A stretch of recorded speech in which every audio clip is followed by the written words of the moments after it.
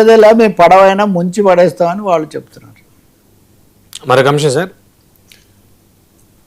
Parakala bomb మరోవైపు 99% సీట్లలో తేడా.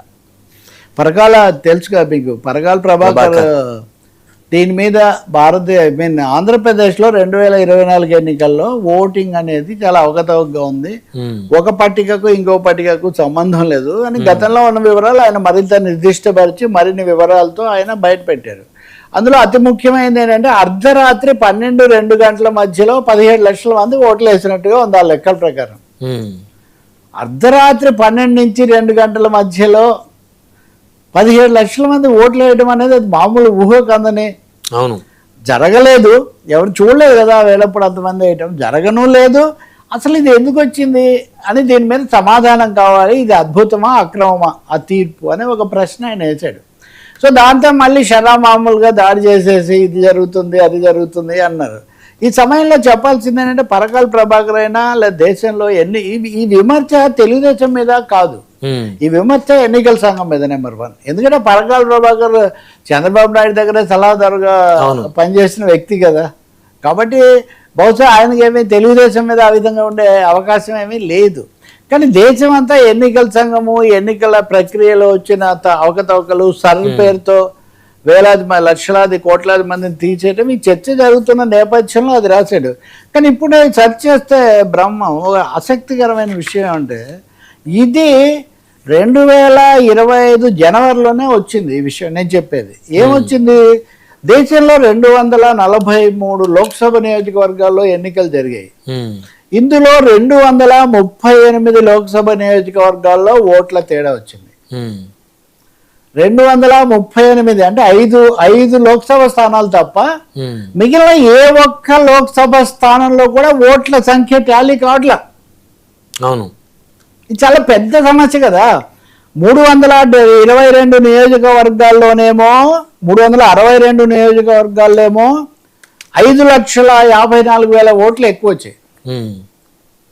362 నియోజకవర్గాల్లో 176 నియోజకవర్గాల్లోనేమో తక్కువ వచ్చాయి. సో ఎక్కువ రావడానికి ఏవో కారణాలు ఉన్నాయండి, ముందు కౌంట్ అయినకపోవచ్చు, అవి ఇవి విషయాలన్నీ చెప్పారు. తక్కువ ఎందుకు వచ్చాయి, మరి తక్కువ వచ్చిన దానికి ఏం వివరణ ఇస్తారు? అసలు 5 తప్ప 99.98% లోక్సభ స్థానాల్లో ఓట్ల తేడా రావడం ఏంటి అసలు? ఇది కొంతమంది 5 లక్షల ఓట్లే కదండి దేశం, 5 లక్షల ఓట్లు అంటే ఇప్పుడు ఇది ఈ చర్చ జరిగినప్పుడు ఇది అప్పటి చర్చ. ఇది అప్పుడు ఇంకా సిఈసి కూడా ఈయన కాదు, అప్పుడు రాజీవ్ కుమార్ వేరే ఆయన ఉన్నాడు అప్పుడు, ఆయన జ్ఞానేష్ కుమార్ ఉన్నాడు అప్పుడు. ఆయన ఈ వివరాలు 4 రకాలుగా ఓట్ల లెక్క తేడా రావచ్చు అది ఇది అన్నారు. అప్పుడు ఒక మాట అన్నారు, అయ్యా బ్యాంకులో క్యాష్ టాలీ చేసేటప్పుడు ₹1 తేడా వస్తే కూడా మళ్ళీ మొత్తం పొద్దు నుంచి బ్యాంక్ అంతా షట్టర్ మూసేసి మొత్తం చెక్ చేస్తారు కదా. ఇంత పెద్ద దేశంలో 370 మొత్తం 5 తప్ప 538 నియోజకవర్గాల్లో ఓట్లు టాలీ కాకపోతే అది ఏమీ సమస్యనే కాదన్నట్టు మాట్లాడితే ఇంకా ఏది సీరియస్గా తీసుకుంటారు? కాబట్టి వాస్తవానికి ఇది ఆంధ్రప్రదేశ్ శాసనసభ సమస్య కాదు, భారతదేశంలో 2024 ఎన్నికలు చాలా అనుమానాస్పదంగా అనేక ప్రశ్నలకు అవకాశం ఇచ్చాయి. వీటి వల్ల ఒక 50-60 నియోజకవర్గాల్లో ఓట్ల తీర్పు తారుమారు అయి ఉండకపోతే కూటమి కేంద్రంలో ఎన్డీఏ ప్రభుత్వం ఏర్పడి ఉండేది కాదు.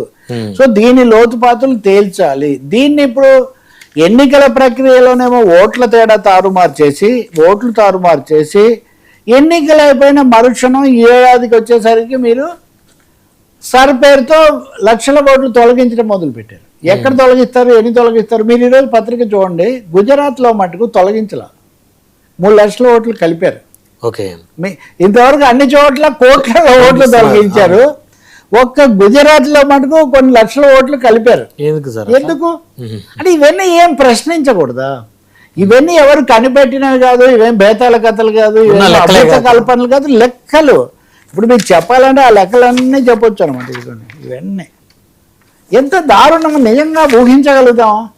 ఇప్పుడు ఒక చోట పొరపాటు వచ్చిందంటే కాదు, 2 చోట్ల 10 చోట్ల. The analysis based on data taken from the ECI website showed that there were discrepancies in the votes cast and votes counted. Postal బ్యాలెట్లు కలపకుండానే, కలిపితే ఇంకా ఎక్కువ, మామూలు దాంట్లో ఈవీఎంలలో వచ్చినవే చూస్తే discrepancies in the votes cast and votes counted occurred in 538 of the 543 constituencies in the 2024 Lok Sabha elections. దీని మీద లేఖ రాశారు, దానికి ఏమీ జవాబు లేదు. 99.07 స్థానాల్లో ఓట్ల తేడా వచ్చింది. కాబట్టి నేను ఇక్కడ చెప్పదలుచుకుంది ఏంటంటే, ఆంధ్రప్రదేశ్లో చాలామంది రకరకాల తర్కాలతో దీని గురించి చర్చ అనవసరం అని, ఇదేదో రాజకీయ ఉద్దేశాలు ఆపాదించడం. సార్, ఈ మాట తెలుగుదేశం కూడా అంది సార్. 2019లో వైసీపీ గెలిచినప్పుడు తెలుగుదేశం పార్టీ కేంద్రం మీద ఇదే ఆరోపణ చేసింది, కోర్టులో కేసు కూడా వేసింది.